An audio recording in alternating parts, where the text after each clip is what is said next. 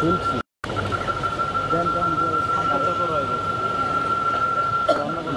লাইভে না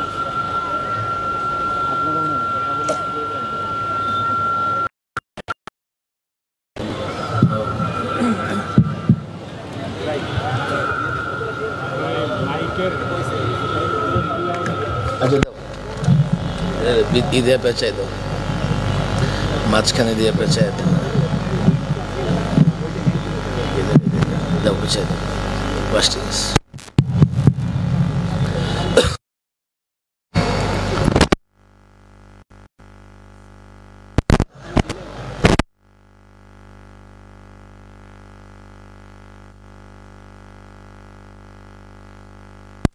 সহজটা শেষ হয়নি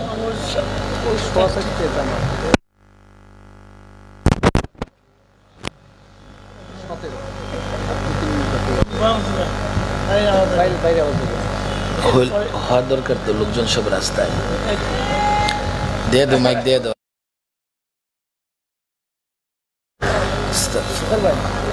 আশেপাশে অনেক লোককে দাঁড়িয়ে হাঁটাচলা করতে স্বেচ্ছাসেবক ভাইরা বসিয়ে দেয়। হযরতের আলোচনার সময় কোনো হাঁটাচলা ভিতরে চলবে না ইনশাআল্লাহ, আমরা সকলেই বসে যাই।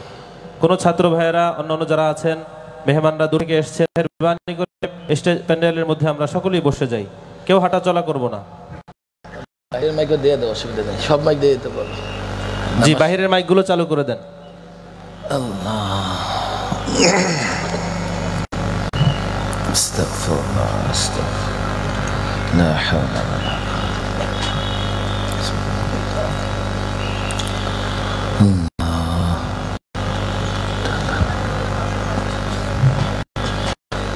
ঠিক আছে, সব মাইক ঠিক আছে দিছে। আলহামদুলিল্লাহ আলহামদুলিল্লাহ নাহমাদুহু ওয়া নাস্তাঈনুহু ওয়া নাস্তাগফিরুহু ওয়া নু'মিনু বিহি ওয়া নাতাওয়াক্কালু আলাইহি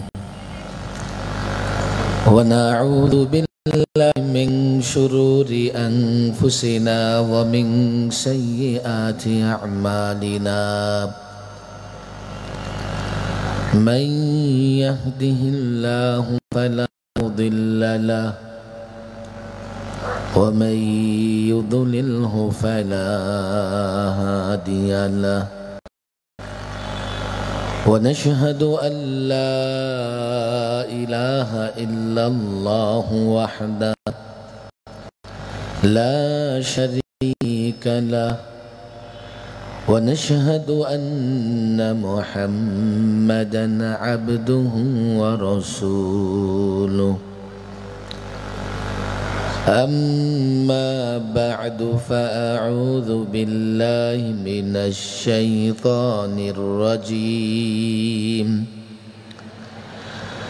بسم الله الرحمن الرحيم إن الدين عند الله الإسلام صدق الله مولانا العظيم وصدق رسوله النبي الكريم ونحن على ذلك من الشاهدين والشاكرين والحمد لله رب العالمين। বরিশাল বিভাগীয় কওমি মাদ্রাসা সংগঠনের উদ্যোগে আয়োজিত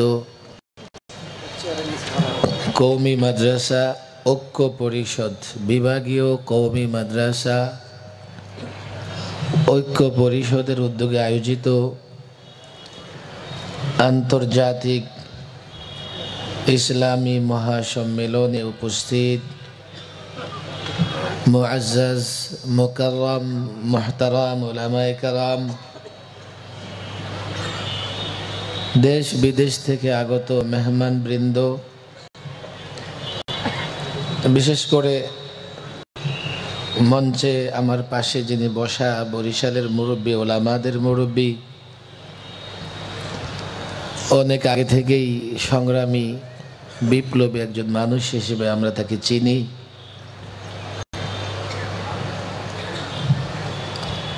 এছাড়া পুরো স্টেজেই তো ওলামায়ে কেরামের পদার্পণে ধন্য হয়ে আছে। নাম বলে পদবি উচ্চারণ করে আমি কাউকে ছোট করতে চাই না, তবে এই অঞ্চলে আমার যদ্দূর মনে পড়ে দেশ বিদেশের মেহমান মিলিয়ে মাদারেসা কওমিয়ার সবচাইতে বড় সম্মেলন হয় এটা। সামনে যারা আছেন মাদারেসা কওমিয়ার ছাত্র, মঞ্চে যারা আছেন মাদারেসা কওমিয়ার আসাতিজায়ে কেরাম, শিক্ষকবৃন্দ, নিরেট ওলামাদের উপস্থিতিতে, মাদারেসা কওমিয়ার ছাত্রদের উপস্থিতিতে এত বড় আয়োজন এই বঙ্গে দ্বিতীয়টা হয় বলে আমার জানা নাই। হ্যাঁ, অনেক দরবার বা অনেক খানকা শরীফে ব্যাপক জমায়েত হয়, লক্ষাধিক লোকের জমায়েত হয়, লক্ষ লক্ষ লোকের জমায়েত হয়, কিন্তু বিশেষ একটা শ্রেণী, বিশেষ একটা দল, বিশেষ শিক্ষা প্রতিষ্ঠানের আয়োজনে এত বড় সম্মেলন এই বঙ্গে দ্বিতীয়টি অনুষ্ঠিত হয় না। মাদারেসা কওমিয়ার তালিবুল ইলম, আসাতিজায়ে কেরাম যারা উপস্থিত হয়েছেন তাদের এই সম্মেলনটা এজন্যই গুরুত্বপূর্ণ, এদেশে দ্বীন এবং ইসলাম হেফাজতের জন্যে, সেটা রাজনৈতিক ময়দানে হোক, খানকায় হোক, সামাজিক কোনো কর্মকাণ্ডে হোক, যে কোনো জায়গায় যে কোনো মুহূর্তে সঠিকভাবে দিন মানা, দিন জানা, দিনের উপরে অবিচল অটুট থাকা মাদারেসা কওমিয়া ছাড়া।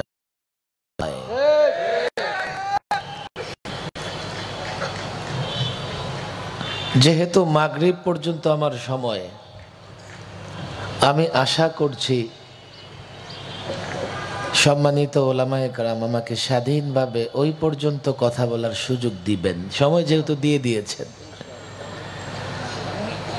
সময়ের সাহস থাকলে কথা বলা নিরাপদ। কিছু বিষয় এমন আছে দু চারটা শব্দ দিয়ে বোঝানো যায় না,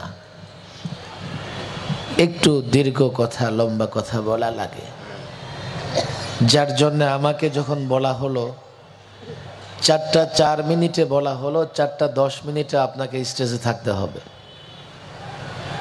তখন বাজে 4টা 4, বলা হলো 4টা 10 মিনিটে আপনাকে স্টেজে থাকতে হবে।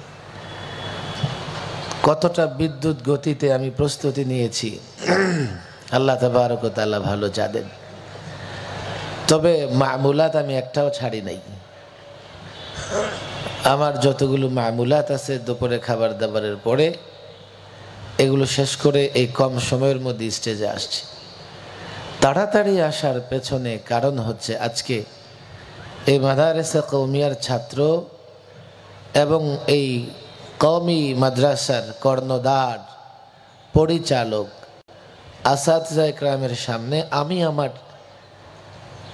কিছু অভিব্যক্তি, আমার কিছু ব্যথা, আমার কিছু মনের কথা যাতে নির্ভয়ে, নিরিবিলি এবং একটু সময় নিয়ে উচ্চারণ করতে পারি, যার জন্যই তাড়াহুড়ো করে আমি এসেছি।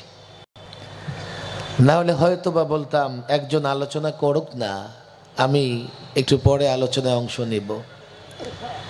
আর এই মঞ্চে যত ওলামায়ে কেরাম আছেন তাদের এক একজনকে চেয়ারে বসিয়ে দিলে ঘন্টার পর ঘন্টা বিনা লোকমায় আলোচনা করতে পারবেন।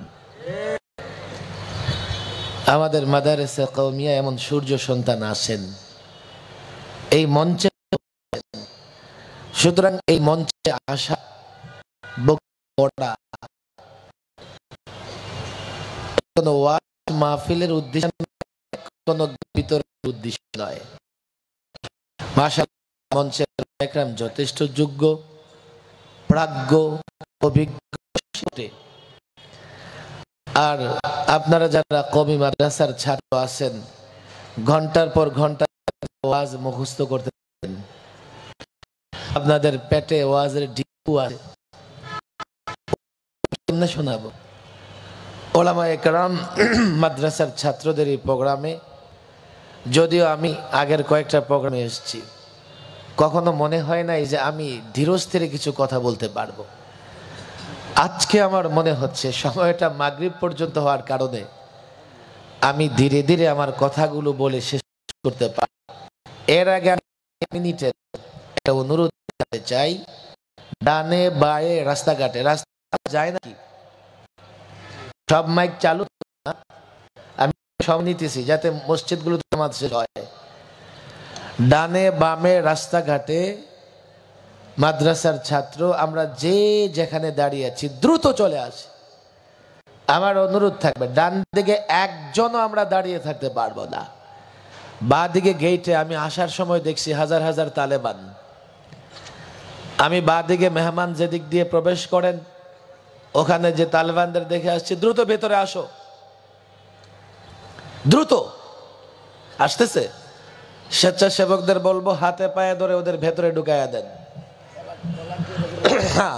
স্বেচ্ছাসেবক যারা আছি আমরা কষ্ট করে হাতে পায়ে ধরে প্রত্যেকটা ছাত্র যাতে চলে আসে আমরা এই ব্যবস্থা করি।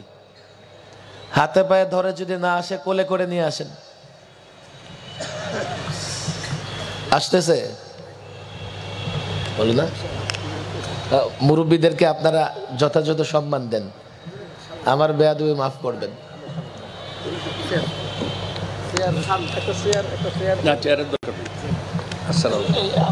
হুজুর ভালো আছেন? আসতে থাকবে, কথা চলতে থাকবে। হ্যাঁ মাশাআল্লাহ। মাগরিবের পরে বাদাল মাগরিব আনা কুরসি। মাশাআল্লাহ মাশাআল্লাহ। মাগরিব পর্যন্ত আপনার ক্ষমতা আছে। আল্লাহ, বড় আশ্চর্যের বিষয় হচ্ছে যে এটাই আমাদের সৌন্দর্য। আমি একটা ছোট মানুষ কথা বলতেছি, মুরব্বীরা আল্লাহ মাফ করেন, আমি মুরব্বীদের কাছে মাযরাত পেশ করতেছি।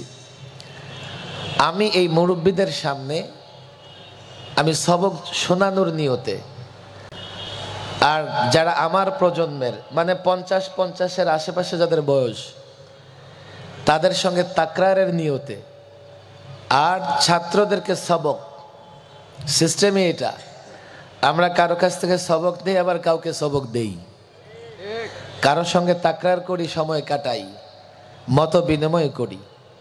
মুরব্বীদের আমি সবক শোনাতে চাই, ওনারা আমার কথাগুলো শুনবেন, প্রয়োজনে আমাকে পরামর্শ দেবেন। আর 50-এর আশেপাশে যাদের বয়স অর্থাৎ 25 থেকে 27 বৎসরের মধ্যে যারা ফারেগ হইছেন, আপনারা আমার সাথী। আমি 25 বৎসরের শিক্ষক, আপনাদের কাছে তাকরারের নিয়তে। আর ছাত্র যারা আছে, সবক তোমাদের জন্যে, ওয়াজ না, তোমাদের পেটে ওয়াজের ঢিপু আছে আমি জানি। আর এই অঞ্চলের ছাত্ররাও বড় বড় বক্তা। আমি আমার মনের ব্যথার জায়গা থেকে কিছু কথা আলেমদের সমীপে তুলে ধরতে চাই। আমার জীবনে নানা পর্যায়ে অভিজ্ঞতার কিছু বিষয় আছে। ছাত্র জীবনে বড়দের খেদমত করেছি, বড়দের জুতা টেনেছি, এরপরে আবার বড়দের সঙ্গে আত্মীয়তার সম্পর্ক করেছি, এরপরে আবার বড়দের নিগরানিতে সেই 2001 থেকে ইসলামী আইন বাস্তবায়ন কমিটি যখন গঠন হয়েছে, বড়দের সঙ্গে থেকে একই মঞ্চে বক্তৃতা করেছি, বড়দের সঙ্গে থেকে একই ময়দানে আন্দোলন সংগ্রাম করেছি, সর্বশেষ হেফাজতে ইসলামী আন্দোলন সংগ্রাম করেছি।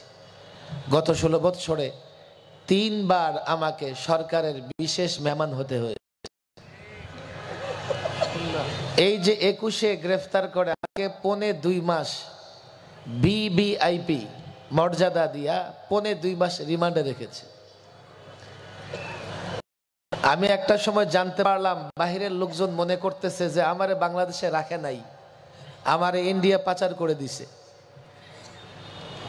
এইভাবে জেলখানার ভেতরের মানুষ থেকেও, বন্দি থেকেও আমাকে বিচ্ছিন্ন করে রেখেছে। বাহিরের লোকজন জানতো না আমি কোথায় ছিলাম।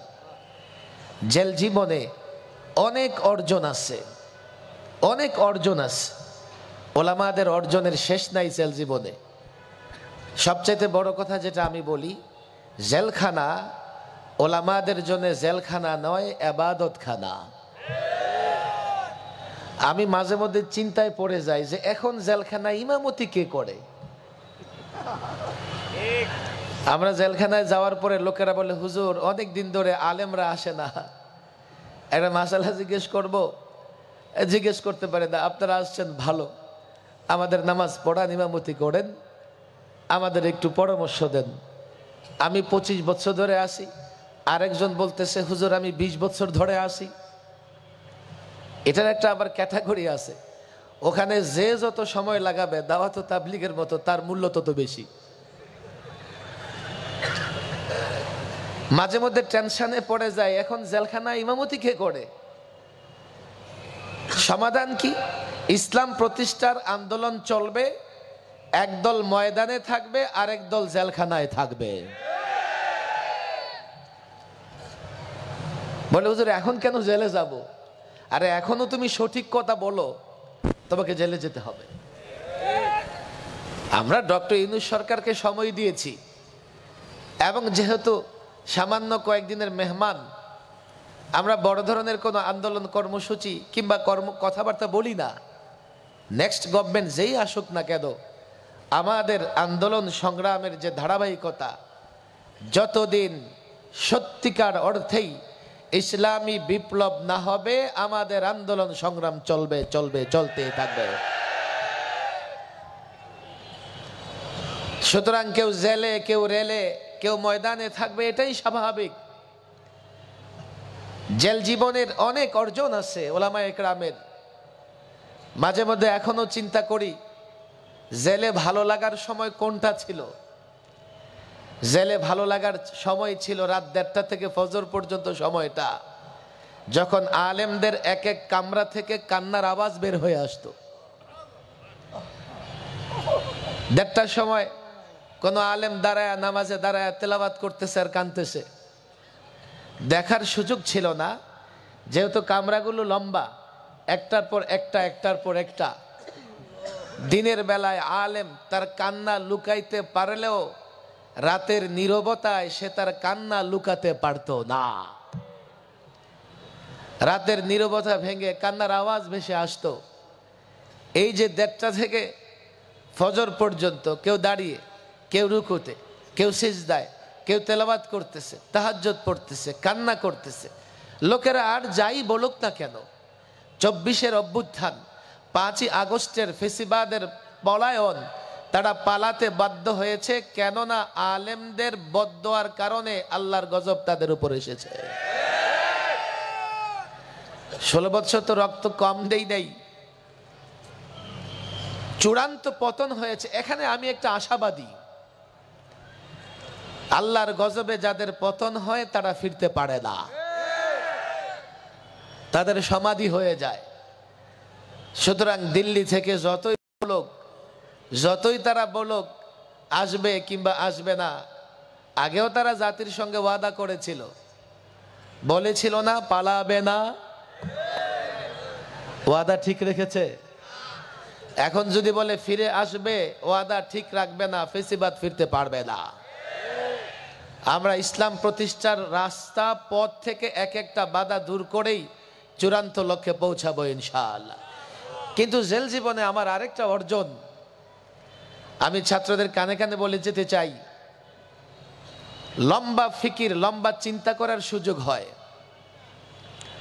কখনো কখনো কোনো বিষয় নিয়ে 1 ঘন্টা, 2 ঘন্টা, 3 ঘন্টা, 4 ঘন্টা পর্যন্ত ভাবতে থাকতাম যে ব্যাপারটা তো এমন, এইভাবে আমরা কি করে চূড়ান্ত লক্ষ্যে পৌঁছাবো। বাধা, এটা বাধা, ওটা বাধা, কত রকমের বাধা। আমরা এত বাধা অতিক্রম করে কিভাবে সফল হব চিন্তা করতাম। বাধাগুলো নিয়ে চিন্তা করতাম, আমাদের লক্ষ্য উদ্দেশ্য নিয়ে চিন্তা করতাম, আমাদের পাথেও নিয়ে আমরা চলতে থাকবো। কি নিয়ে চলবো? আমরা চলতে থাকবো। আমাদের চলার পথে কর্মসূচি কি হবে? আমরা চলতে থাকবো। আমাদের চলার পথে বাধাগুলো কি হবে? আমি বারবারই মনে করেছি জেলখানায় বসে আমরা তো চলতে থাকি, কিন্তু বাধাটা কি আসতে পারে, বাধাটা কত বড় আসতে পারে, সেই বাধা মোকাবেলা করবার জন্য আমার প্রস্তুতি কি হতে পারে, সেই বাধা মোকাবেলা করবার জন্য আমি কি করে অগ্রসর হব, আমি কি বাধায় পড়ে ফিরে আসব না অগ্রসর হব, বাধাগুলো কি ধরনের হতে পারে। সিরাতুন নবী সাল্লাল্লাহু আলাইহি ওয়াসাল্লামের দিকে তাকালে আমরা এই যুগে দিন প্রতিষ্ঠায় যত বাধা হয় এর একটা নমুনা রাসূলুল্লাহ সিরাতে আসে। নানা রকমের বাধা হতে পারে। আমাদের লোকেরা গালাগালি করে, কেউ অবাক হয় আপনাদেরকে গালাগালি, আমি বলি নবীদেরকেও ছাড়ে নাই, লোকেরা গালাগালি করেছে। আমাদের বিরুদ্ধে লোকেরা নানা রকমের প্রপাগান্ডা ছড়ায়, মিথ্যা ছড়ায়। আমি বলি না, নবী রাসূলদেরকেও ছাড়ে নাই। আমাদের বিরুদ্ধে মানুষ ষড়যন্ত্র করে, আমাদের হত্যা ষড়যন্ত্র করে, আমাদের রক্ত প্রবাহিত করবার জন্য ষড়যন্ত্র করে, জেল জুলুম, এটা তো স্বাভাবিক। এই বাধাগুলো আসবে। মাদারিসে কওমিয়ার ছাত্র, মাদারিসে কওমিয়ার আসাতিজা ইকরাম, আমরা বাধাগুলো নিয়ে চিন্তা করি না। ফলে ইমানের আন্দোলন নিয়ে যেখানে বাধা সেখানে থেমে যাই। আবার কোনো মুস্তাহাব কিংবা কোনো মুবাহ আন্দোলন নিয়ে, পরিবেশের আন্দোলন নিয়ে, গাছপালার আন্দোলন নিয়েও আমরা থেমে যাই। অথচ আমাদের এই আন্দোলন সংগ্রামের পথ ঘাটগুলো ঠিকঠাক মতো জানাশোনা থাকা দরকার ছিল। আমাদের সিদ্ধান্ত নেবার দরকার ছিল। কেউ আমাকে গালি দিয়েছে, আমি প্রতিবাদ করেছি, বাধা হবে, আমি দাঁড়িয়ে যাব, সামনে অগ্রসর হব।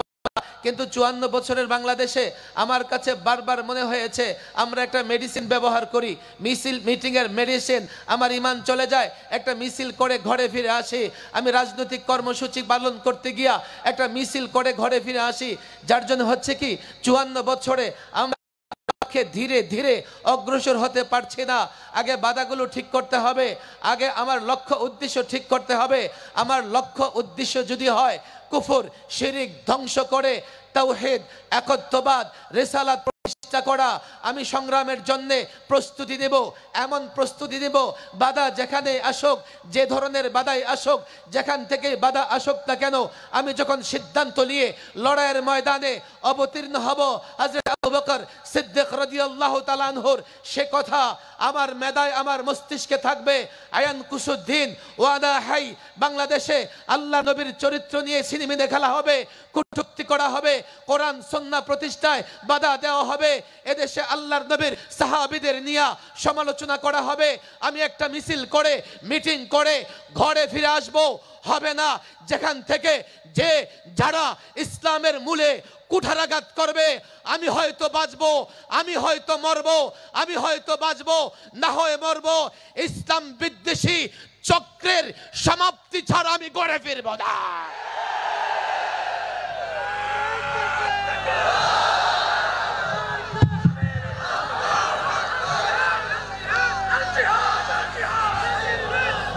কথা দীর্ঘ, কিন্তু আমি যে পথ চলতে চাই,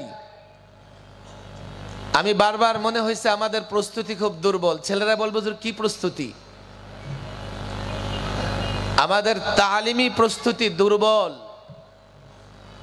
সমস্ত লড়াই সংগ্রাম আন্দোলনের ইতিহাসে যদি তার পেছনে তালিম তরবিয়ত না থাকে, সে লড়াই ইসলামের নামে হোক, সমাজতন্ত্রের নামে হোক, সেকুলারদের নামে হোক, সেই সংগঠন কিংবা সেই দল, সেই গোষ্ঠী চূড়ান্ত লক্ষ্যে পৌঁছাতে পারবে না। আর সেটা যদি ইসলামের নামে হয় কিন্তু এর পেছনে তালিম কিংবা তরবিয়ত না থাকে, সেটা মদিনার ইসলাম হবে না, সেটা ভিন্ন কোনো ইসলাম হতে পারে। আমাদের মৌলিক জায়গাটা আমি দুর্বলতা অনুভব করছি। আমি জানি না, আমার এটা ব্যক্তিগত অভিমত, আমি আলেমদের কাছে মাযরাত পেশ করতেছি।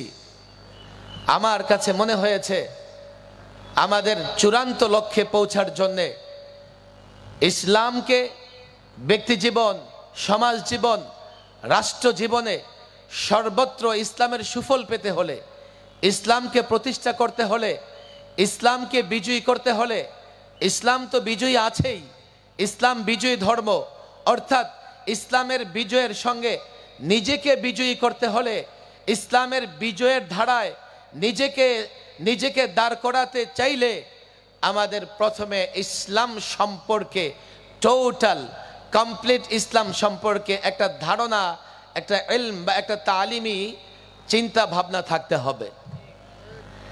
যেহেতু আলেমরা আমাকে সময় দিয়েছে, আমি মনে করি যে আলেমরা আমার কথায় নারাজ হবেন না, কিন্তু আমি কিছু কথা আমার ব্যথার জায়গা থেকে বলি। আমি আকাবির আসলাফদের জোতা টানার বরকতে একটা সময় মাদারেসে কওমিয়ায় পড়েই একটা ছেলে প্রত্যেকটা বিষয়ে যথাযথভাবে জ্ঞান অর্জন করতে পেরেছে। আমাদের আকাবির আসলাফরা এত বড় বড় ব্যক্তিত্ব হয়েছেন এই মাদারেসে কওমিয়ায় পড়ে, এই দর্শে নিজামের সিলেবাস পড়ে। কেউ বলবে হুজুর এখন এই সিলেবাস যথেষ্ট না, আপনি পরিবর্তন করেন, অভিযোগের শেষ নাই। কেউ বলবে যে এখন শিক্ষক নাই, শিক্ষক ব্যবস্থা করেন। কেউ বলবে যে না, মাদ্রাসার অবকাঠামো ঠিক নাই, মাদ্রাসার অবকাঠামো উন্নত করেন, তাহলে এখান থেকেও আগেরকার আকাবির আসলাফদের মতো রিজাল এবং ব্যক্তিত্ব তৈরি হবে। হতে পারে, নানা জনের নানা প্রস্তাব থাকতে পারে। আমার কাছে মনে হয়েছে এই যুগে এসে আমরা আমাদের আকাবির আসলাফদের দেখেছি কোনো বিষয় নিয়ে যখন আন্দোলন সংগ্রাম করেছে। আমি ঠিক কত সালে এখানে বরিশালে সর্বপ্রথম এসছি আমার মনে নাই, 2001 কিংবা 2 হবে। মঈনুদ্দিন চিশতি রহিমাহুল্লাহর নামে একটা প্রতিষ্ঠান আছে না এখানে, খাজা মঈনুদ্দিন মাদ্রাসা, মাশাআল্লাহ। আমার মনে হয় এটা প্রথমবার আসা, যেখানে আমি বরিশালের কিবারে ওলামা, আকাবিরে ওলামা সকলকে সেই ইসলামিয়ান বাস্তবায়ন কমিটির প্রোগ্রামে আমি দেখেছি। আমি উদাহরণটা এই জন্যই টানছি, আগেরকার কোনো বিষয় নিয়ে আন্দোলন সংগ্রামে শুধুমাত্র আমাদের বড়রা জেলা পর্যায়ে সফর করতেন, করে করে বলতেন বিষয়টা তো এমন, এটা নিয়ে আমাদের কথা বলতে হবে। যেহেতু তখন রিজাল ছিল, যেহেতু তখন যোগ্য আলেমরা ছিলেন, একটা ঘোষণার পরে সে আন্দোলন সংগ্রাম যথাযথ অগ্রসর হয়েছে এবং চূড়ান্তভাবে সফলতাও আসছে। এখন বাস্তবতা বোঝার জন্যে আমাকে বড় কোনো শিক্ষিত হওয়ার দরকার নাই। সামাজিক যোগাযোগ মাধ্যমের দিকে তাকালেই বোঝা যায় যে আমার এই যুগের ছেলেরা কতটা পণ্ডিত, কতটা পণ্ডিত আর কতটা ওরা বুঝে। আমি মনে করি সামাজিক যোগাযোগ মাধ্যম এটা ওপেন করে দিয়েছে। আমার তখন মনে হয় আমরা যতই কোনো বিষয় নিয়ে অগ্রসর হবার চেষ্টা করি, যেহেতু আমরা যেভাবে বুঝেছি মাঠে ময়দানে ছাত্র ওলামা একরাম সেভাবে বুঝতেছে না, এই আন্দোলন একটা পর্যায়ে যাবে, থেমে যাবে, চূড়ান্ত লক্ষ্যে পৌঁছবে না। বলবেন হুজুর আপনি কি বলতে চান? দেখেন, একটা সময় দর্শে নিজামি দাওরায়ে হাদিস পর্যন্ত পড়েই মুফতি, মুহাদ্দিস, মুফাসসির হয়ে গেছে। আলাদা করে দারুল ইফতার দরকার ছিল না। দাওরা ফারেক হয়ে যিনি ফতুয়ার কাজে নিযুক্ত থাকতেন উনি মুফতি সাহেব ছিলেন। যিনি তাফসির শাস্ত্র নিয়ে ব্যস্ত থাকতেন তো ওলামা একরাম তাকে মুফাসসির বলতেন। যিনি হাদিস নিয়ে গবেষণা করতেন ওনাকে মুহাদ্দিস বলা হতো। এখন আলাদা করে তাখাসসুসাত পড়া লাগে। তাখাসসুসাত পড়ে কিসমুল হাদিসে কেউ পড়লে ওনাকে লোকেরা মুহাদ্দিস মনে করে, দারুল ইফতার ওনাকে কেউ মুফতি মনে করে, আবার যখন তাফসির নিয়ে পড়ে তো ওনাকে কেউ মুফাসসির মনে করে। তাহলে বোঝা গেল এই যে অতিরিক্ত ক্লাস, অতিরিক্ত সবক, এটা প্রয়োজন হয়েছে। দর্শে নিজামের দাওরায় পর্যন্ত পড়ে, যেহেতু এখন আওয়ারেজাত অনেক হয়ে গেছে, অনেক বাধা হয়ে গেছে, নানা জায়গায় সময় দিতে হয়, দৈনিক 2-4 ঘন্টা তো মিস্টার মোবাইলকেই সময় ঠিক। আওয়ারেজাতের কারণে ছেলেরা পুরোপুরি সময় দিতে পারে না, ফলে হুজুরা বৎসর বাড়ায় দিছে। মুফতি হইবার চাও আলাদা 2 বছর পড়ো, মুহাদ্দিস হইবার চাও আলাদা 2 বছর পড়ো, মুফাসসির হইতে চাও, আদিব হইতে চাও আলাদা করে পড়ো। একটা সময় হয়তো বা ওই দারুল ইফতায় পড়ো মুফতি হবে না, ওই কিসমুল হাদিসে পড়ো মুহাদ্দিস হবে না। আরও ব্যস্ততার কারণে শিক্ষক ছাত্র ব্যস্ত হয়ে যাবে। তখন আমরা নতুন একটা চ্যালেঞ্জের মুখোমুখি হব। সেই চ্যালেঞ্জ সেই জামানার আলেমরা মোকাবেলা করবে। আজকে আমার কাছে মনে হয়েছে এই আমাদের ভেতরে ইলমি তানাজুলের কারণে, আমাদের পরিস্থিতি পরিবেশের কারণে, আমাদের মশগুলিয়তের কারণে নতুন করে ফিকির করে আমাদের সামনে এক বাক্যে ইসলামের একটা রূপরেখা, ইসলামের একটা মানচিত্র, ইসলামের একটা মেপ এ জাতির প্রত্যেকটা ছাত্র, প্রত্যেকটা ওস্তাদের সামনে থাকা দরকার। আমি ওলামাদের কাছে মাযরাত পেশ করতেছি, আমি জেল জীবনে এই চিন্তাটা শুধু 21 থেকে 23 করেছি এমন না। প্রথমবার যখন আমি মেহমান হই 2011-তে, প্রথমবার বলতে ফেসিবাদের 16 বছরের প্রথমবার, ছাত্র জীবনেও আমার মেহমান হওয়া লাগছে। আর 11 থেকে এরপরে 13, 14, 21, 22, 23 তো আমারই সবার আগে মেহমান বানাইছে। আমার কাছে মনে হয়েছে আমাদের তালিমি কিছু অপূর্ণতা আছে। আমাদের দর্শে অপূর্ণতা নাই, আমাদের আসাদে একরাম অপূর্ণ তাও না, আমাদের সিলেবাস অপূর্ণ তাও না। এই সিলেবাস থেকে তালিমি যতটা অর্জন করা দরকার ছিল এ যুগের ছাত্ররা ততটা অর্জন করে নিজেকে তৈরি করতে পারতেছে না। যার জন্যে দ্বীনের কোন বিষয়টাকে কতটা গুরুত্ব দিতে হবে, কোনটার জন্যে কতটা মেহনত করতে হবে, কোনটার জন্যে কি পরিমাণ অগ্রসর হতে হবে। আমি তো আজকাল দেখছি একটা সাধারণ বিষয় নিয়ে অনেক ছেলেরা জীবন দিয়ে দিবে অবস্থা হয়ে যায়। আবার অনেক গুরুত্বপূর্ণ বিষয় আছে তা নিয়ে তারা কোনো চিন্তা করে না। আবার অনেক গুরুত্বপূর্ণ বিষয় নিয়ে আমরা হঠকারী সিদ্ধান্ত নেই। হঠকারী সিদ্ধান্ত মানে হলো আমি জানি আমি লাভ দিয়ে বরিশালের সমুদ্র পার হতে পারবো না, নদী পার হতে পারবো না, লাভ দিয়ে আবার নিচে কিনারায় পড়ে যেয়ে পার হতে পারি না। আমার লক্ষ্য যেটা হবে সেই লক্ষ্যে পৌঁছার জন্যে আমার যে প্রস্তুতি দরকার সেই প্রস্তুতি না নিয়ে সেই লক্ষ্যে রওনা হয়ে যাওয়া, এটা হঠকারিতা ছাড়া কিছুই না। আমাদের দীর্ঘমেয়াদী প্ল্যান থাকা দরকার, আমাদের স্বল্প মেয়াদী প্ল্যান থাকা দরকার, আমাদের মধ্যমেয়াদী প্ল্যান থাকা দরকার, যেগুলো আমাদের একাডেমিক শিক্ষা জীবন থেকেই সেই প্ল্যানগুলো আমাদের মাথায় থাকা দরকার। আমি আজকে যেটা বলি, ইসলাম সম্পর্কে আমাদের ধারণা, একটা সময় আমি মুফতি আমিন রহমাউল্লাহকে শুনতাম বলতে, আল্লামা মুফতি আমিন রহমাউল্লাহ বাংলাদেশের একজন মুজাদ্দিদ, আল্লামা শামসুল হক ফরিদপুর রহমাউল্লাহর বরাত দিয়ে উদ্ধৃতি দিয়ে একাধিকবার হুজুর বলেছেন যে ইসলামটা আমাদের সামনে পুরোপুরি নাই। আপনি অবাক হবেন, এখনো তাহাজ্জুদ গুজার মুসল্লি আমারে দেখেও বলে হুজুর আপনি রাজনীতি কেন করেন, হুজুর আপনি সিয়াসত কেন করেন। আমি আমার জুমার মসজিদে টানা 4 জুমা সিয়াসি বক্তৃতা করছি। খতিবগিরি থাকার না থাক, আল্লাহ আমাকে খতিবগিরির মোহতাজ বানায় নাই। কারণ আমার মুসল্লিরা কালকে আমি যখন সিয়াসি ময়দানে কাজ করব, হ্যাঁ প্রচলিত সিয়াসত নোংরা, কোনো সন্দেহ নাই। প্রচলিত সিয়াসতে নোংরামি ছাড়া তেমন কিছুই নাই। কিছু ভালো মানুষ আছে, কিন্তু যেই সিস্টেম বা যেই ফর্মুলা দিয়ে প্রচলিত রাজনীতি হয়, যে ইজম, যে তন্ত্র মন্ত্র দিয়া প্রচলিত রাজনীতি হয়, প্রত্যেকটার পেছনে উদ্দেশ্য দুনিয়া, আর দুনিয়া অর্জন করার জন্যে তারা যতটা নোংরামি করা দরকার করে। সাধারণ মুসল্লিরা মনে করে এত নোংরামির কাজটা আপনারা কেন করেন। দই আর চুন দেখতে একই রকম হলেও দুইটা কোনোদিন একই রকম নয়, কথা ঠিক না বেঠিক? আমি আজকে একটু মিলাই দেখতে চাই আমাদের সামনে পুরাটা ইসলাম আছে না নাই। আমি আলেমদের কাছে মাযরাত পেশ করে বলতে চাই, যেদিন থেকে দারুল ইফতার সঙ্গে আমি জড়িত, তাও 25 বছর হয়ে গেছে, দারুল ইফতার ফতোয়ার কিতাবগুলোতে আল বাহরুর রায়েক বলেন, আলমগিরি বলেন, বাদায়ুস সানায়ে বলেন, ফতোয়া শামি বলেন, শুরুতেই যখন কিতাবুত তাহারাতের আলোচনা শুরু হয়, উমুরে দিন, দিনের বিষয়াদি, বা কোথাও আছে মাদারু উমুরি দিন, দিনের বিষয়গুলো, সমস্ত বিষয়গুলো যে কটা জিনিসের উপরে নির্ভরশীল, মুখতাসার সংক্ষিপ্তভাবে প্রায় সকল ফুকাহা একরাম আলোচনা করেছেন। আমাদের দিনের ভিত্তি কি কি বিষয়ের উপরে, আমাদের দিনে কি কি বিষয় আছে, ইজমালান সংক্ষিপ্তভাবে এর একটা আলোচনা আছে। আমি মনে করি আজকে এই আলোচনাটা সংক্ষিপ্ত হলেও আমি আপনাদের সামনে 2-4 মিনিটে বলতে চাই। মনোযোগ থাকবে ইনশাআল্লাহ? ছাত্ররা বলো মনোযোগ থাকবে ইনশাআল্লাহ? ছাত্র হাত উঠাও।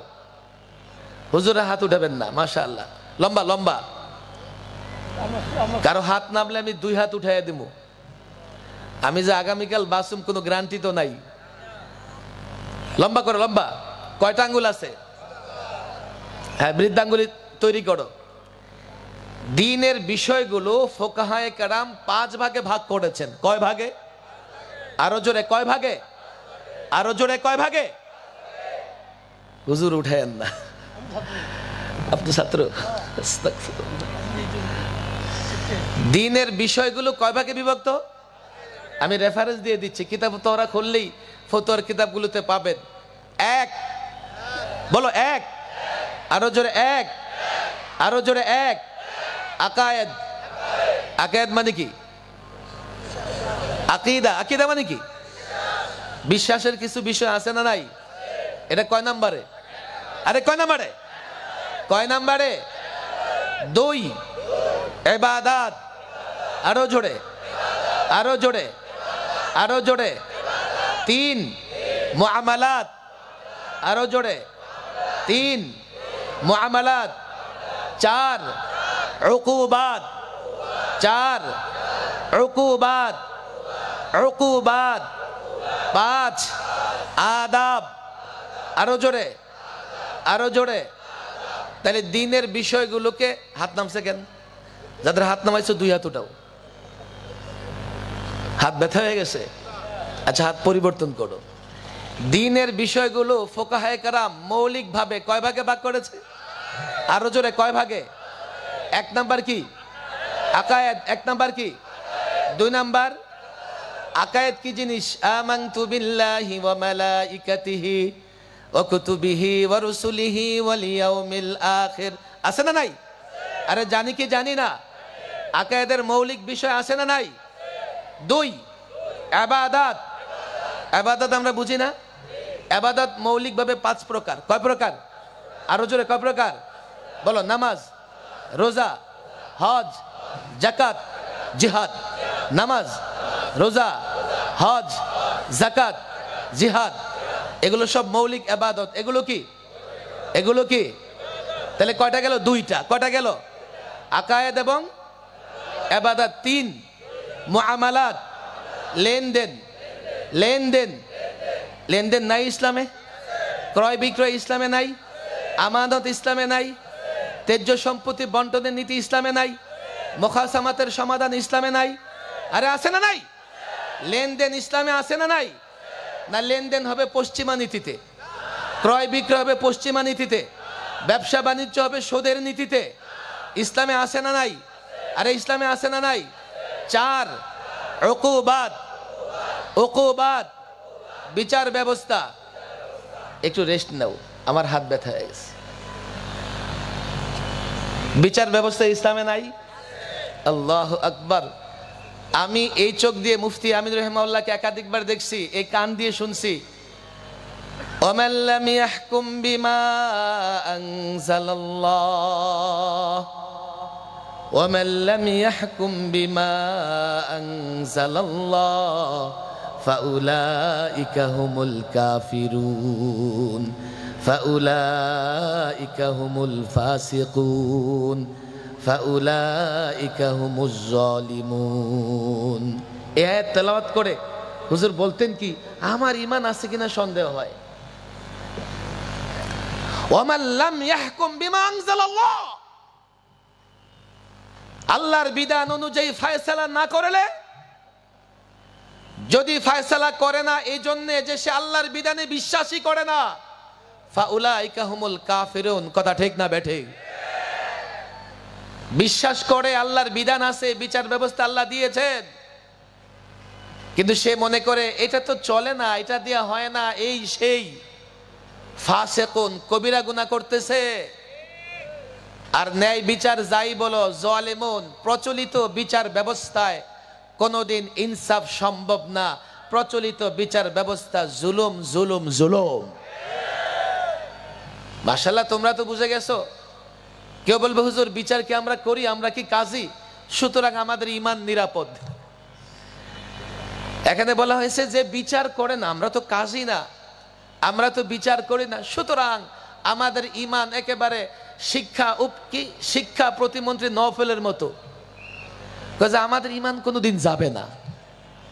আরে বেঈমান, তোমার ইমান থাকলে তো যাবে। বক্তৃতায় বলতেছে, ইসকনের প্রোগ্রামে গিয়া বক্তৃতায় বলতেছে তার ইমান কোনোদিন যাবে না।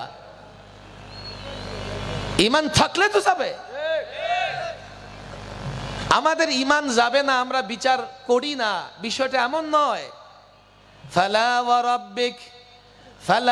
রাব্বিক লা ইউমিনুনা হাত্তা ইউহাক্কিমুকা ফীমা শাজারা বাইনাহুম। ফালা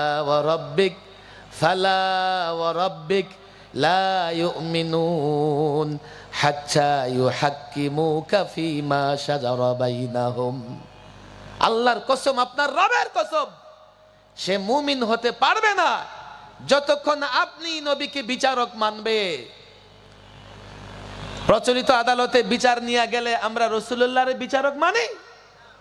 রাসূলুল্লাহর বিচার ব্যবস্থা আছে? বিচার ব্যবস্থা বাস্তবতায় তো নাই, আমাদের তালিমেও নাই। আল্লাহ মাফ করুন, তাহরিক একটু পরে করেন। আগে বিচার ব্যবস্থা ফরজ একটা ব্যবস্থা, আমাদের ছাত্র শিক্ষকদের তালিমে আছে কিনা আমি এটা জানতে চাই। আমরা কিতাবুল কাজী পড়ি, কিতাবুল কাজা পড়াই, কিন্তু বর্তমান সময়ে ইসলামী বিচার ব্যবস্থা আমি কি করে অ্যাপ্লাই করব, কি করে ইসলামী বিচার ব্যবস্থা চলতে পারে, এটার তালিম এখন আমাদের ভেতরে নাই। এটা আমাদের দুর্ভাগ্য। 5 নাম্বার বলছি আদাব। আদাবের 1 নাম্বার বিষয় হচ্ছে আখলাক। মাশাআল্লাহ, বরিশাল পীর মুরিদের এলাকা, আখলাক সম্পর্কে আমরা কম বেশি বুঝি। আখলাকে বাতেনা, আখলাকে হাসানা হোক আর সাইয়্যা হোক, সৎ চরিত্র অসৎ চরিত্র যা আমাদের বাতেনের সঙ্গে সম্পৃক্ত। অনেকে মনে করে হুজুর রুমাল দেন, ধরলাম, মুরিদ হয়ে গেলাম, বাতেন দুরুস্ত হয়ে গেছে। আবার কেউ মনে করে দরকার নাই পীর মুরিদির। আচ্ছা, যে যাই মনে করো, আমাদের আভ্যন্তরীণ কিছু বিষয় এমন আছে যা অর্জন করা ফরজ, অর্জন করা। আবার আমাদের বাতিনি কিছু বিষয় আছে এমন যা বর্জন করা ফরজ, যা ভেতরে আসলে হারাম, এমন কি সুরের গোস্তের চাইতেও হারাম। আমাদের ভেতরকে মুজাইয়ান করতে হবে ইখলাস দ্বারা, আমাদের ভেতরকে মুজাইয়ান করতে হবে তাকওয়া দ্বারা, আমাদের ভেতরকে মুজাইয়ান করতে হবে সিদক দ্বারা, আমাদের ভেতরকে মুজাইয়ান করতে হবে তাওয়াদু দ্বারা, আমাদের ভেতরকে মুজাইয়ান সুসজ্জিত করতে হবে আল্লাহর মহব্বত, রাসূলুল্লাহর মহব্বত দ্বারা। এগুলো প্রত্যেকটা একাধিক কোরআন হাদিসের আয়াত এবং দলিল দ্বারা প্রমাণিত।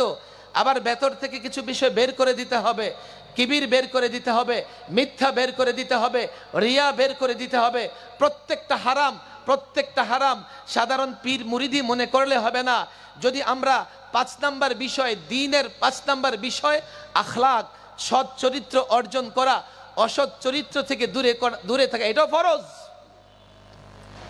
বলে হুজুর আমি তো বলি এটা বড় ফরজ। আমি সাখাওয়াত সাহেব যত বক্তৃতা করি না কেন, আমার যত বড় সংগঠন হোক না কেন, আমার ভেতরে যদি ইখলাস না থাকে, আমি জাতিরে জমা করে বুড়িগঙ্গায় জাপায়া পড়ব, না হয় 10 টাকায় বিক্রি হয়ে যাব। এই হলো কমপ্লিট ইসলাম। আমার আকায়েদ বিশুদ্ধ হতে হবে। আমার ইবাদতের প্রত্যেকটা ফরজ বিষয়গুলো জানতে হবে, মানতে হবে। আমার মুআমালাত, লেনদেন ঠিক থাকতে হবে। লেনদেনের 1 নম্বর বিষয় ক্রয় বিক্রয়। আল্লাহর কসম করে বলি, এই বিষয়ে আমরা চিন্তা করি না। যদি চিন্তা করতাম যেই রাষ্ট্রে সুদ হবে অর্থনীতির মূল, আমি সেই রাষ্ট্রে কোনোদিন আরামে ঘুমাইতে পারতাম না। কেন? ওয়াদারু মা বাকিয়া মিনার রিবা, সুদ ছাড়ো। আল্লাহ বলছেন ফাইন লাম তাফআলু, যদি সুদ না ছাড়ো, ফাযানু বিহারবিন মিনাল্লাহি ওয়া রাসূলি, আল্লাহর রাসূলের পক্ষ থেকে যুদ্ধের ঘোষণা শুনে নাও। যে জাতি সুদি লেনদেনের উপরে নির্ভর করে, সুদি ব্যাংকিং ব্যবস্থার উপরে নির্ভর করে, সুদ ব্যবস্থা অর্থনীতি গড়ে তোলে, সেই জাতি আল্লাহর রহমত কেমনে আশা করবে? অথচ সেই জাতির বিরুদ্ধে আল্লাহর রাসূল যুদ্ধ ঘোষণা করে রেখেছে। আমাদের তালিম থেকে বিষয়গুলো চলে যাচ্ছে। আমার কাছে মনে হয়েছে আমরা যে আজকে ইসলাম প্রতিষ্ঠার জন্য উদ্বুদ্ধ হই না, আগ্রহী হই না, আমরা এর প্রয়োজনটা বুঝি না। আমাদের তালিমে দুর্বল হওয়ার কারণে আমরা এর প্রয়োজন বুঝি না।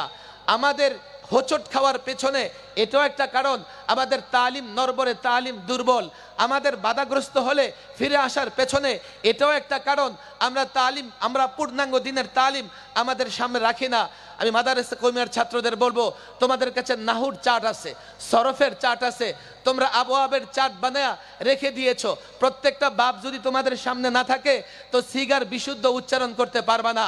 তোমরা নাহুর সাজারা বানায়া, ম্যাপ বানায় রেখে দিয়েছো। কেন? যদি একটা আমেল তুমি না জানো, এবারও ঠিকঠাক মতো পড়তে পারবা না। কিন্তু আজ থেকে প্রতিজ্ঞা করো, ওয়াদা করো, ইসলামের একটা সাজারা বানাবা, ইসলামের একটা ম্যাপ বানাবা, যেখানে তুমি জানবা এটা ইসলাম, এটা ইসলাম, এটা ইসলাম, এটা ইসলাম, এটা ইসলাম। জানার চেষ্টা করবা, তুমি চিন্তা করবা, অনুধাবন করবা, এটা যে ইসলাম আমি কি জানি, এটা যে ফরজ আমি কি জানি, এটা যে অপরিহার্য আমি কি জানি। এইভাবে ইসলামটাকে আমাদের সামনে রাখার দরকার আছে না নাই? যদি ইসলামকে সামনে রাখতে পারো, পরিষ্কার বলে যাই, যদি ইসলামকে মনে প্রাণে ধারণ করতে পারো, পরিষ্কার বলে যাই, আজকে ইসলামের নামে স্লোগান দিয়ে আমরা শক্তিশালী হই না। আজকে 250 কোটি মুসলমান 1.5 কোটি ইহুদির বিরুদ্ধে লড়াই করতে পারে না, অথচ আল ইসলামু ইয়ালু, আল ইসলামু ইয়ালু, আল ইসলামু ইয়ালু ওয়ালা ইউলা, ওয়ালা ইউলা। ইসলাম বিজয়ের ধর্ম। ইসলাম যখন ধারণ করেছে 313 জন হাজারের বিরুদ্ধে লড়াই করে বিজয়ী হয়েছে। ইসলাম যখন ধারণ করেছে মদিনার মুসলমানেরা মদিনা হেফাজত করেছে। খন্দকে কাফের বেঈমান নেটু বাহিনী পরাজিত হয়েছে। খাইবারে মুসলমান বিজয়ী হয়েছে। রোমানদের সঙ্গে যুদ্ধে, হুনাইনের যুদ্ধে মুসলমান বিজয় হয়েছে। ইতিহাস পুরনো। আমি ভারতের ইতিহাস বলতে চাই, শোনো শোনো। 1400 বছর আগে একজন যুবক যার নাম মোহাম্মদ বিন কাসেম, আরব থেকে 17 বছরের একজন যুবক রাজা দাহিরকে পরাজিত করে দিল্লিতে ইসলামের পতাকা উড্ডীন করেছে। এই ভারত 600 বছর মুসলমান শাসন করেছে, শুধুমাত্র মুঘলরা 400 বছর ভারত শাসন করেছে। এজন্যই ইসলাম বিজয়ের ধর্ম, ইসলাম পরাজিত হয় না। আমরা কেন ইসলামের স্লোগান দিয়ে ইসলামী দল করে বিজয়ী হতে পারি না? আমি তো বলি ইসলামকে ধারণ করতে পারি নাই। আফাতুমিনুনা বিবাদিল কিতাব ওয়া তাকফুরুনা বিবাদিল কিতাব। তোমরা যদি আংশিক ইসলামকে মানো, আংশিক কোরআনকে মানো, দুনিয়ার জিন্দেগিতে লাঞ্ছনা আর মরার পরে তো আযাব আছেই। পূর্ণাঙ্গ ইসলাম ধরো, পূর্ণাঙ্গ ইসলাম ধরো, জানো, মানো। আল্লাহর কসম করে বলি, হোক দিল্লি থেকে মস্কো পর্যন্ত, আবিব থেকে আমেরিকা পর্যন্ত, ইসলাম যদি ধারণ করতে পারো, তাগুত বেঈমান কাফের তোমাদের সামনে দাঁড়াতে পারবে না। নারায়ে তাকবীর, নারায়ে তাকবীর। হাফিজ হুজুরের হাতিয়ার, সাইকুল হাদিসের হাতিয়ার, মুফতি আমিরের হাতিয়ার, ফজলুল করিমের হাতিয়ার। নারায়ে তাকবীর। আমি অনুরোধ করি, দলে দলে বিভক্ত হওয়ার আগে হোমওয়ার্ক করেন। আমার যদি সোলজার তৈরি থাকে, হয়তোবা একজন লিডারশিপ আসবে ইনশাআল্লাহ, যার নেতৃত্বে এই সিপাহী সৈনিকেরা লড়াই করবে। সিপাহী যদি তৈরি না থাকে, লিডারশিপের নেতৃত্বে যতই যোগ্য লিডারশিপ দেখা যাবে সিপাহীরা ওই লিডারশিপের নেতৃত্বে। কেননা আজকে আমরা নেতার গুণাবলী কিছু নিজেরা ঠিক করে দিয়েছি, এই গুণাবলী হলে উনি যোগ্য নেতৃত্ব। অথচ শরীয়ত যা নেতার নেতৃত্বের জন্য গুণাবলী ঠিক করে দিয়েছে, এগুলো অজানা। আফসোস, আমরা যারা অহংকার করি, গর্ব করি, মাদারেসা কওমিয়া ইলম এবং আমলের সমন্বয় করে চলে, একটু চোখ কান খুলে দেখো। মাদারেসা কওমিয়াকে পেছনে ফেলে আরেক দল ইউনিভার্সিটি, এই সেই সব জায়গায় নিজেদের ওই আদর্শটাই বাস্তবায়ন করার জন্য বিজয়ী হচ্ছে। তোমরা যে ফখর করো, রাতের বেলায় বালিশে মাথা রেখে একটু চিন্তা করো, সত্যি তোমার আদর্শ কবে বিজয়ী হবে? আংশিক ট্রিটমেন্টে রোগী সুস্থ হয় না, আংশিক ট্রিটমেন্ট দিয়া রোগী সুস্থ হয় না।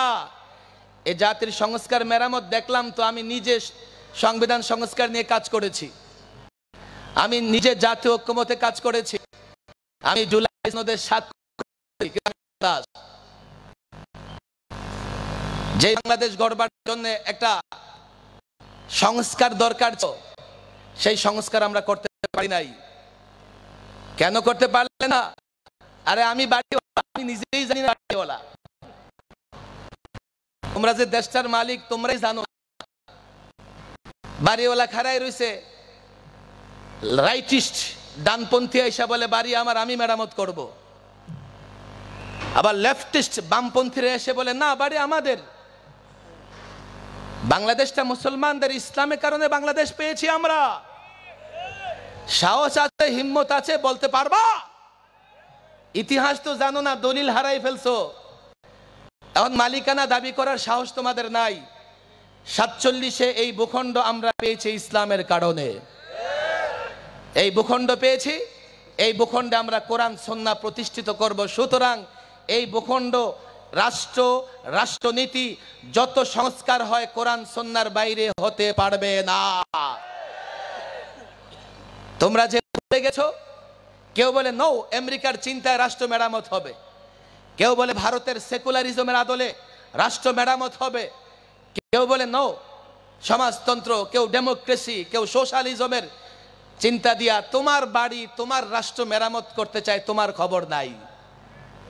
47 খণ্ড বাই চয়েস, আমাদের আকাবির আসলাফরা, মুসলিম নেতৃত্বরা আলাদা করে এই ভূখণ্ড চয়েস করেছেন, পছন্দ করেছেন, যাতে এই ভূখণ্ডে তারা কোরআন সুন্নাহ প্রতিষ্ঠা করতে পারেন। কোরআন সুন্নাহ অনুযায়ী সংস্কার করতে কেউ লেফটিস্ট, আমি বলি এই সংস্কার জাতিকে হতাশ করবে। এই সংস্কার দিয়া কখনো জাতির ভাগ্যের পরিবর্তন হবে না। 9 থেকে 6 হবে, 6 থেকে 9 হবে, আর আমার কথা শুনে নাই। আমি আলেম ছাত্র জনতাকে বলি, 24-এ আমরাও রক্ত দিয়েছি, 92 জন মাদ্রাসা কওমিয়ার ছাত্র রক্ত দিয়েছে। আর শোনো, শেষ লোকমায় পেট ভরে না। 16 বৎসর আমরা যেই পরিমাণে রক্ত দিয়েছি, তোমরা এই পরিমাণে চোখের পানিও ফেলতে পারো নাই। শেষ বিন্দুতে পাথর ছিদ্র হয় না, শেষ লোকমায় পেট ভরে না। কিন্তু আমাদের দুর্ভাগ্য, চূড়ান্ত বিজয়ের পেছনে আমরা আমাদের ফর্মুলা কাজে লাগাতে পারি নাই। আমি ওপেন, আমরাও চেয়েছি 16 বৎসরে স্বৈরাচারের পতন ঘটিয়ে আমরা একটা ন্যায় এবং ইনসাফের রাষ্ট্র ব্যবস্থা কায়েম করব। এ জাতি আমাদের সঙ্গ দেয় নাই। আমরা 16 বছর অনেক পরীক্ষা দিয়েছি, আপোষ করি নাই। সম্মিলিত নেতৃত্বে পরিবর্তন এসেছে, কিন্তু পরিবর্তনের পরে এই রাষ্ট্র মেরামত কেমনে হবে সেই সিদ্ধান্ত আমরা নিতে পারি নাই।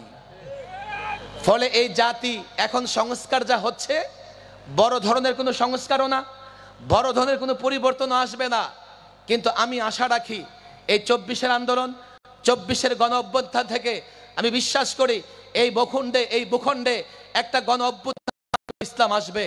এই ভূখণ্ডে জনগণের বিপ্লবের মাধ্যমেই ইসলাম আসবে। কিন্তু অতীতের ভুল আর করলে চলবে না। বিপ্লবের আগে, অভ্যুত্থানের আগে ফর্মুলা ঠিক করতে হবে। রাষ্ট্র কি দিয়ে মেরামত হবে, রাষ্ট্র কি দিয়ে সংস্কার, রাষ্ট্র কি দিয়ে চলবে। আমরা যদি হবে, জনগণের বিপ্লব হবে, জনগণের সরকার আসবে। জনগণের সরকার আসার পরে এই রাষ্ট্র মেরামত হবে, সংস্কার হবে। কোরআন এবং সুন্নাহ দিয়া আমরা এই সিদ্ধান্ত নিতে পারি, এবং সিদ্ধান্ত নেবার আগে এই জাতিকে যদি বুঝাতে পারি, এই জাতি দেখেছো, অভ্যুত্থান দেখেছো, বিপ্লব দেখেছো, গণ অভ্যুত্থান 90 থেকে কত অভ্যুত্থান দেখেছো, তোমাদের ভাগ্যের পরিবর্তন হয় না। আমাদের কাছে ফর্মুলা আছে, আইয়ামে জাহিলিয়াতে যে ফর্মুলা দূর হয়েছে, লোকেরা পর্যায়ক্রমে অর্থনৈতিক নিরাপত্তা, অর্থনৈতিক সাম্য রচনা করেছে, ন্যায় বিচার প্রতিষ্ঠা করেছে, সামাজিক মর্যাদা প্রতিষ্ঠা করেছে, ন্যায় ইনসাফ প্রতিষ্ঠা করেছে, সেই ফর্মুলা আমাদের কাছে আছে। সেটা হচ্ছে ইসলাম, কোরআন এবং সুন্নাহ। জাতিকে যদি যৌক্তিক জায়গা থেকে, জাতিকে যদি বাস্তবতার জায়গা থেকে, জাতিকে যদি প্রয়োজনে বিজ্ঞান দিয়ে জাতিকে বুঝাতে পারো ইসলাম বেস্ট, ইসলাম বেস্ট, ইসলাম বিজয়ী ধর্ম, ইসলাম সাম্যের ধর্ম, অন্য কোনো ধর্ম মতবাদ সাম্য প্রতিষ্ঠা করতে পারবে না।